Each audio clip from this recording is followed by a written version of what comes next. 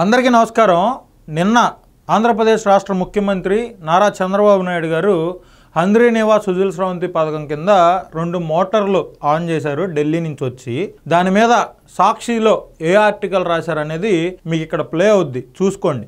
అయితే 2019 నుంచి 2024 వరకు ముఖ్యమంత్రిగా పనిచేసిన జగన్మోహన్ రెడ్డి అనే వ్యక్తి ఆంధ్ర రాష్ట్రానికి సంబంధించినటువంటి ప్రాజెక్టుల్ని ఎంత దారుణంగా విధ్వంసం చేశాడు, ఆ ప్రాజెక్టుల్లో పురోగతి ఏం జరిగిందనేది ఒక్కసారి కొన్ని ప్రాజెక్టులని తీసుకొని వివరణ ఇచ్చే ప్రయత్నం, విశ్లేషించే ప్రయత్నం మనం చేద్దాం. ఫస్ట్ ప్రాజెక్టుల పరిస్థితి ఏంటి అనేది తీసుకుంటే, కడప ఉక్కు కర్మాగారం జగన్మోహన్ రెడ్డి గారు 2019లో ముఖ్యమంత్రి అయ్యి అవగానే కడప ఉక్కు పరిశ్రమకి శంకుస్థాపన చేశాడు. ఓకే, శంకుస్థాపన చేశాడు, అంతా బాగానే ఉంది, గ్రౌండ్ అయిపోయింది, ఇంకేముంది. సొంత జిల్లాకి సంబంధించిన వ్యక్తి ముఖ్యమంత్రిగా ఉంటే కడప జిల్లా అభివృద్ధిలో నెంబర్ 1 అవుద్దని చాలా మంది యువతకు ఉద్యోగ ఉపాధి అవకాశాలు దొరుకుతాయని చెప్పి అందరూ ఆశగా ఎదురు చూసిన తరుణంలో మళ్ళీ ఇదే జగన్మోహన్ రెడ్డి గారు ఆల్రెడీ శంకుస్థాపన చేసిన దానికి 2019లో శంకుస్థాపన చేశాడు. మళ్ళీ 2023లో జగన్మోహన్ రెడ్డి గారు ముచ్చటగా 3వసారి కూడా ఆయనే శంకుస్థాపన చేశాడు. దీని అర్థం ఏంటి? 2019లో చేసిన శంకుస్థాపన కాదన్నా, లేకపోతే 2023లో శంకుస్థాపన చేసి జనాల్ని మళ్ళీ మెస్మరైజ్ చేద్దాం అనుకున్నాడు? అర్థం కాని పరిస్థితి. మీరు గమనిస్తే అక్కడే ముఖ్యమంత్రి గారు వంగలేక పురోహితుడు గారు ఒక రాయి తీసుకొచ్చి పట్టుకుంటే దాని మీద కొబ్బరికాయ కొట్టినటువంటి పరిస్థితి. 8,000 కోట్ల రూపాయల పెట్టుబడి జిందాల్ స్టీల్ పెడుతుంది, ఇక్కడ స్టీల్ ఫ్యాక్టరీ వచ్చేసినట్టే అని జగన్మోహన్ రెడ్డి గారు ఆ సందర్భంగా మాట్లాడాడు. మరి 2023 నుంచి జగన్మోహన్ రెడ్డి గారు దిగిపోయారు 2024 జూన్ 4వ తారీఖున. అప్పటి వరకు అక్కడ ఒక్క రాయి కూడా పెట్టలా. కావాలంటే వెళ్ళి దానికి కేటాయించిన పొలాలని, స్థలాలని, అక్కడ ఫ్యాక్టరీ ఎంత కట్టారు అనేది మీరు చూసుకోవచ్చు. నెక్స్ట్ వెలిగొండ ప్రాజెక్ట్, ప్రకాశం జిల్లా, రాయలసీమ జిల్లాలకు సంబంధించిన తాగునీటికి, సాగునీటికి సంబంధించిన ఈ ప్రాజెక్ట్. దీన్ని కనీసం కావాల్సిన డబ్బులు జగన్మోహన్ రెడ్డి దీనికి పెట్టకుండా, పనులు పూర్తి చేయకుండా జాతికి అంకితం చేశాడండోయ్. అయిపోయింది, మా నాన్నగారి కళని నేను నెరవేర్చాను, ప్రకాశం, రాయలసీమ జిల్లాలకు సంబంధించిన ప్రజలందరికీ ఇది ఉపయోగపడుతుంది, 1000 ఎకరాలకి సాగునీరు, లక్షల మందికి తాగునీరు ఈ ప్రాజెక్ట్ ద్వారా వచ్చేసిందని చెప్పాడు. వెలిగొండ ప్రాజెక్టు యొక్క పరిస్థితిని ఇప్పుడెళ్ళి మీరు చూడండి. ఈ సంవత్సరంలో కూటమి ప్రభుత్వం అధికారంలోకి వచ్చిన తర్వాత ఎంత వేగంగా దానికోసం అడుగులేస్తుంది అనేది కూడా మీకే అర్థమవుద్ది. నెక్స్ట్ పోలవరం. ఒక మినిస్టర్ ఉండేవాడు, భారీ నీటిపారుదల శాఖ మంత్రి. ఆయన నీటిపారుదల శాఖ మంత్రి అనే కంటే నోటిపారుదల శాఖ మంత్రి అంటే చాలా బాగుంటుందేమోనని నా ఒపీనియన్. ఆయన పేరు అనిల్ కుమార్ యాదవ్. ఆయన అసెంబ్లీ సాక్షిగా "we will complete this project by 2022 December" అని పెద్ద పెద్ద సినిమా డైలాగులు చెప్పాడు. వెయిట్ అమ్మా, తొందర ఎందుకమ్మా అని కూడా మాట్లాడాడు. అవునా? మీరందరూ అసెంబ్లీ సమావేశాల్లో ఆయన యొక్క డైలాగ్ని మాట్లాడింది మీరు చూసుంటారు. లేకపోతే ఇప్పుడైనా యూట్యూబ్లోకి వెళ్ళి కొట్టండి. ఏమని కొడతారంటే అనిల్ కుమార్ స్పీచ్ అని పోలవరం అని కొట్టండి. వైఎస్ఆర్ కాంగ్రెస్ పార్టీ అఫీషియల్గా 2021, 22, 23, 24 జనవరికి పూర్తి చేస్తామని కూడా దీన్ని చెప్పింది. తర్వాత అంబటి రాంబాబు అనే వ్యక్తి వచ్చాడు. ఏది అనిల్ కుమార్ యాదవ్ మినిస్ట్రీని అంబటి రాంబాబు అనే వ్యక్తికి ఇచ్చాడు. ఈయన కూడా తక్కువేం కాదు, ఈయన భారీ నోటిపారుదల శాఖ మంత్రే. ఈయనైతే అసలు పోలవరం డిజైన్ ఎవరికి అర్థం కాదు, అది ఇది అసలు ఇది ఎప్పుడు పూర్తవుద్దో అసలు మనం చెప్పలేం అని చెప్పిన పరిస్థితి. డయాఫ్రామ్ వాల్ అనేది వీళ్ళ హయాంలో కనీస భద్రతా చర్యలు తీసుకోకపోవటం వల్ల, ముందు చూపు లేకపోవడం వల్ల, పోలవరం నిర్మాణాన్ని ఆలస్యం చేయటం వల్ల దానికి తీవ్రమైన ఇబ్బంది వస్తే దాన్ని చంద్రబాబు నాయుడు చేసిన పనుల వల్ల డయాఫ్రామ్ వాల్కి ఇబ్బందులు వచ్చినాయని చెప్పి జగన్మోహన్ రెడ్డి దగ్గర నుంచి శాసనసభ్యుల దాకా ప్రతి ఒక్కడూ మాట్లాడి చంద్రబాబు నాయుడు గారి మీద విషం జిమ్మే ప్రయత్నం చేశారు. అవునా కాదా అనేది మీరే విశ్లేషించుకోండి. నెక్స్ట్ వరికపూడి సెల ప్రాజెక్ట్. ఇది కూడా ఇంకా ఎలక్షన్లకు 1 సంవత్సరం ఉందనగా జగన్మోహన్ రెడ్డి గారు పల్నాడు ప్రజలందరికీ నేను మంచి చేసేసా, వరికపూడి సెల ప్రాజెక్టుకి 40 ఏళ్లుగా రాని పర్మిషన్లన్నీ నేను తీసుకొచ్చా, సెంట్రల్ గవర్నమెంట్ డిమాండ్ చేశాని చెప్పి చెప్పాడు. దానికి శంకుస్థాపన కూడా చేశాడు. మరి ఆ వరికపూడి సెల ప్రాజెక్ట్ ఇప్పుడు ఎలా ఉందనేది మీరు ఇలా అక్కడ చూస్తే అర్థమవుద్ది. నెక్స్ట్ అన్నమయ్య డ్యామ్ గురించి మాట్లాడుకుందాం. జగన్మోహన్ రెడ్డికి ఆంధ్ర రాష్ట్రంలో ఉన్న ప్రాజెక్టులన్నా, రైతులన్నా, అక్కడున్న ప్రజలన్నా కనీస జ్ఞానం లేకుండా ఆయన ఏం చేశాడు? అన్నమయ్య డ్యామ్కి సంబంధించిన గేట్లకి 5 సంవత్సరాల్లో గ్రీజు కూడా పూయలేదండి ఆయన. వాటి మెయింటెనెన్స్ చేయాల. దాని ఫలితం ఏమైందంటే అన్నమయ్య డ్యామ్ అనేది కింద దాకా కొట్టుకుపోయింది. కొట్టుకుపోయిన మాట వాస్తవమా కాదా? మీరు చాలా పేపర్లో చూసుంటారు, లైవ్లో చూసుంటారు. అయితే అన్నమయ్య డ్యామ్ కట్టడం తర్వాత పక్కన పెట్టండి. అన్నమయ్య డ్యామ్ కొట్టుకుపోవటం వల్ల చాలా మంది నిరాశ్రయులయ్యారు. చాలా మంది ప్రజలు రోడ్డు మీద పడ్డారు. వాళ్ళందరినీ ఆదుకునే బాధ్యత నాది అని జగన్మోహన్ రెడ్డి గారు అన్నమయ్య డ్యామ్ పరిశీలనకి వెళ్ళాడు. అది కొట్టుకుపోయిన రోజు నుంచి జగన్మోహన్ రెడ్డి గారు దిగిపోయిన దాకా ఒక్క నిర్వాసితుడికి న్యాయం చేసింది లేదు. జగన్మోహన్ రెడ్డి యొక్క పనితీరు అంత ఘోరంగా ఉంది రాష్ట్రంలో. అంత విధ్వంసంగా 5 సంవత్సరాలు రాష్ట్రాన్ని పరిపాలించాడు. నెక్స్ట్ హంద్రీనీవా జోలికి వద్దాం. హంద్రీనీవా ప్రాజెక్ట్ అనేది ఎప్పటి నుంచో చాలా మంది సీమవాసుల కలది. ఎక్కడ శ్రీశైలం డ్యాము, ఎక్కడ కుప్పం నియోజకవర్గం అంటే దాదాపు కుప్పం నియోజకవర్గం అని నేను అన్నాను చంద్రబాబు నాయుడు గారిది అనుకోవద్దు. అది మన రాష్ట్ర సరిహద్దులో ఉన్నటువంటి ఒక నియోజకవర్గం కాబట్టి దాన్ని నేను కుప్పం అని సంబోధించడం జరిగింది. శ్రీశైలం డ్యామ్ నుంచి కుప్పం వరకు నీళ్లు వెళ్తే రాయలసీమలో దాదాపు కొన్ని లక్షల ఎకరాలకి సాగునీరు ఇచ్చేటువంటి ప్రాజెక్ట్ అది, ఎత్తిపోతల పథకం. దీనికి 2014-19 మధ్యలో ఉన్నటువంటి చంద్రబాబు నాయుడు గారి ప్రభుత్వం 12,441 కోట్ల రూపాయలు ఖర్చు పెట్టింది. జగన్మోహన్ రెడ్డి గారు 5 సంవత్సరాలు దాన్ని ఖర్చు పెట్టింది ఎంతో తెలుసా? 2,011 కోట్ల రూపాయలు.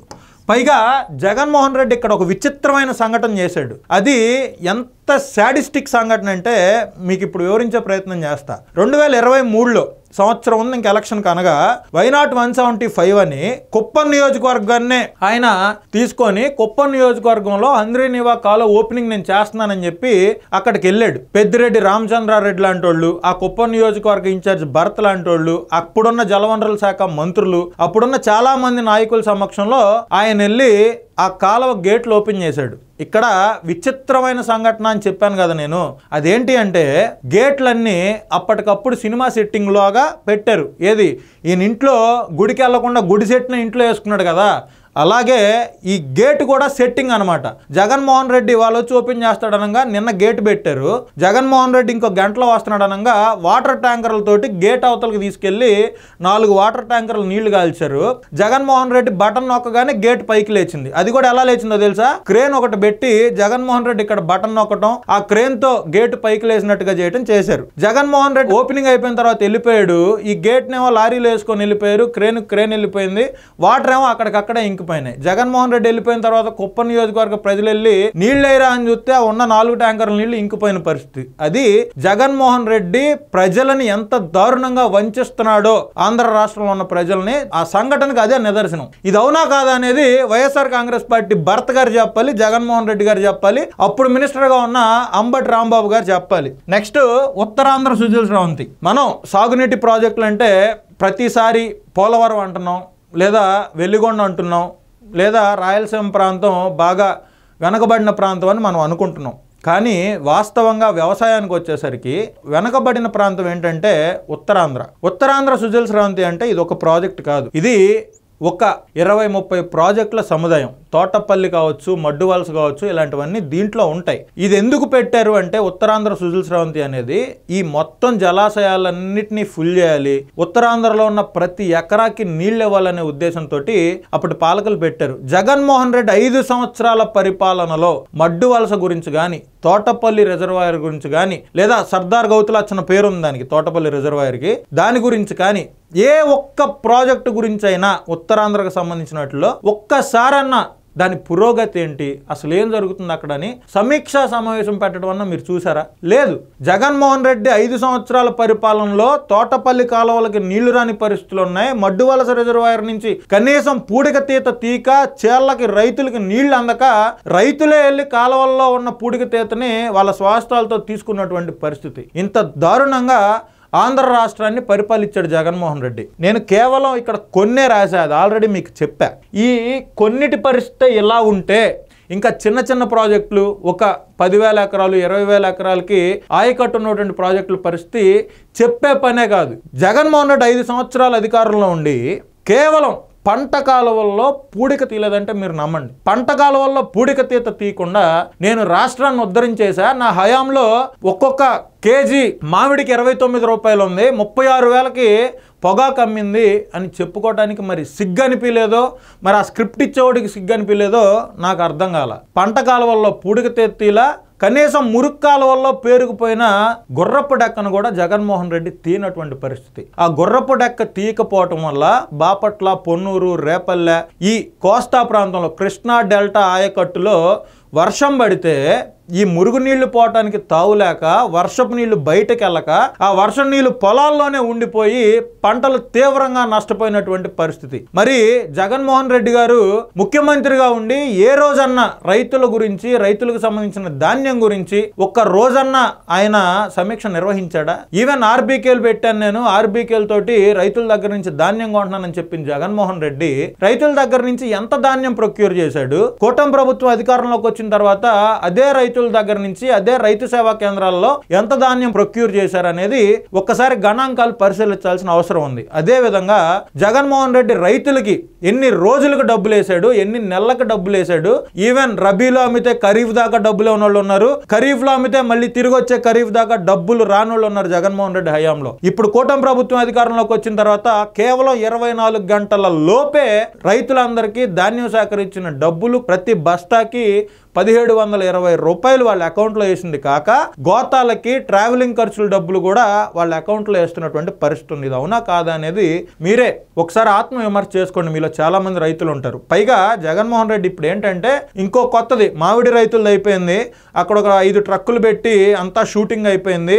ఆ మార్కెట్ యార్డ్కి వెళ్ళాడు, బంగారుపాళ్యంలో ఏదేదో మాట్లాడాడు. నా హయాను 29 రూపాయలు ఉందన్నాడు, అది అన్నాడు, ఇది అన్నాడు. అవన్నీ అబద్ధాలని అక్కడున్న జనాలకు కూడా తెలుసు. ఇదంతా సినిమా సెట్టింగ్ కోసం Jaganmohan Reddy law and order లేకుండా ఆంధ్ర రాష్ట్రాన్ని విధ్వంసం సృష్టించడానికి ఇవన్నీ ప్లాన్ చేశాడు. ఇప్పుడు మళ్ళీ పొగాకు రైతుల గురించి అందుకున్నాడు. వాస్తవానికి గత 2-3 దశాబ్దాల రాజకీయాల హిస్టరీ తీస్తే మీరు ఏ రోజు కూడా ప్రభుత్వం కొనుగోలు కేంద్రాలు పెట్టి పొగాకును కొన్న పరిస్థితి లేదు. జగన్మోహన్ రెడ్డి పొదిలి పర్యటన చేశాడు. అసలు ఆయనకి అక్కడ ఏ పొగాకు ఉంది, ఆ పొగాకు రేట్ ఎంత అన్న ఇంగిత జ్ఞానం కూడా ఆయనకు లేదు. అక్కడ ఉంది నల్లబర్లి పొగాకు. బేసిక్గా ఇక్కడ ఇబ్బంది పడుతుందంతా నల్లబర్లి పండించినటువంటి పొగాకు రైతులు. ప్రకాశం, గుంటూరు జిల్లాలకు సంబంధించి పొగాకు రైతులు వాస్తవంగా నల్లబర్లి వేసిన వాళ్ళు మొన్నటి వరకు ఇబ్బంది పడ్డారు. గత 40 సంవత్సరాల్లో ఎప్పుడూ లేని విధంగా ప్రభుత్వమే ఆ పొగాకుని కొనటానికి ఇప్పుడు కొనుగోలు కేంద్రాలు పెట్టింది. ప్రతి కొనుగోలు కేంద్రంలో రైతులు వెళ్ళి పొగాకుని విక్రయిస్తున్నారు. వాళ్ళకి టోకెన్ ఇస్తున్నారు. టోకెన్ ఇచ్చిన తర్వాత వాళ్ళు పొగాకుని విక్రయిస్తున్నారు. ఆ నాణ్యత ప్రకారం వాళ్ళకి 6,000 దగ్గర నుంచి 8,000 దగ్గర నుంచి 15,000 రూపాయల వరకు ఆ పొగాకు ఏదైతే కొనుగోలు చేశారో దానికి ప్రభుత్వం 24 గంటల లోపే డబ్బులు వేస్తున్న విషయాన్ని మీరు గుర్తుపెట్టుకోండి. నిన్నగాక మొన్న పర్చూరు నియోజకవర్గం నూతలపాడులో సాక్షి పేపర్ పెద్ద హెడ్డింగ్ వేసింది. ఏమని వేసిందంటే, ఒక రైతు పొగాకు కొనేవాళ్ళు లేక ఆ పొగాకు అంతా తీసుకెళ్లి పొలంలో జల్లటానికి ట్రాక్టర్లతో తొక్కేస్తున్నాడు అని చెప్పి రాసింది. కట్ చేస్తే అదే రైతు మీడియా ముందుకు వచ్చి, అయ్యా పొగాకులో మొత్తం ఆకు కట్టగా మిగిలిపోయిన వేస్టేజ్ ఉంటది, ఈ వేస్టేజ్ తీసుకెళ్లి పొలంలో వేసుకుంటే పొలానికి బలమని నేను వేసిన 40 ఎకరాల్లో కొంచెం మిగిలితే అడుగాకు అంటారు, అడుగాకు కూడా కాదు, అడుగాకు కూడా కట్టగా మిగిలిన తొనలు ఉంటాయి కదా, అవన్నీ పొలంలో వేసుకుంటే పొలానికి సారవని ఏ రైతు అయినా అదే చేస్తాడు. నేను ఇట్ట చేస్తుంటే వాళ్ళు నా గురించి అట్ట తప్పుకు రాశారయ్యా, నేను వైసీపీయే కానీ నా పొగాకుని కూటమి ప్రభుత్వం కొనింది, చంద్రబాబు నాయుడు గారికి ధన్యవాదాలని చెప్పాడు ఆయన. కనీసం కామన్ సెన్స్ లేకుండా జగన్మోహన్ రెడ్డి యొక్క అనుయాయులు మరియు ఆయనకున్న బులుగు మీడియా సంస్థలు ప్రజల్లో ఎంత విష ప్రచారం చేయడానికి పూనుకున్నారనేది మీరు అందరూ అర్థం చేసుకోవాలని, జగన్మోహన్ రెడ్డి హయాంలో ఆంధ్ర రాష్ట్రంలో ప్రాజెక్టులు ఎంత దారుణంగా పోయినాయో మీరు ఒకసారి ఆలోచిస్తారని చెప్పి, వీక్షిస్తారని చెప్పి వీడియో చేయడం జరిగింది. మీరు ఎటువంటి సలహాలు సూచనలు ఇవ్వాలనుకున్నా దయచేసి కామెంట్ రూపంలో తెలియజేయాలని మనస్ఫూర్తిగా తెలియజేసుకుంటున్నా. నమస్కారం.